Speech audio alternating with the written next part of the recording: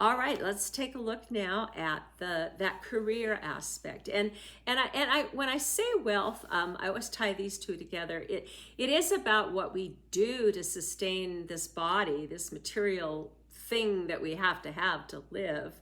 But it's also about really being grounded. It's about nurturing those things about ourselves and those around us that fill up that box, that fill up that life that we are so anxious about sometimes and don't know which way to turn, but finding our hearth and home in our heart. Okay, enough of that. Anyway, let's go ahead and just get the card going for that. Two of Swords. Okay, she has come up lately also.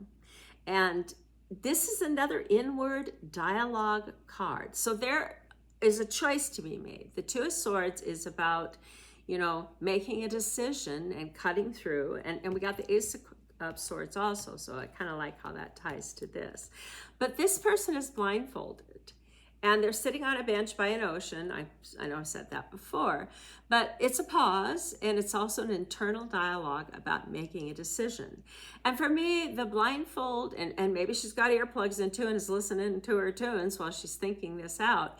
It's also about not letting outside chatter kind of influence what we're thinking. And I don't have it out, but the Light Seers card is the same figure blindfolded. The swords are represented by ravens, and they're just like pulling at her hair. And it's like, shh, shh, let me make my own internal decisions. And then once I'm ready to move forward, I can do that. Again, processing some things here this week. As far as making decisions with career, do it with real clarity. Make sure you've got all the facts and figures before you move forward. Because this is a pause. Like I said, something is afoot that you will need to make a decision about. But let's be sure that we're getting that clarity and truth speaking from both sides before we make any movement.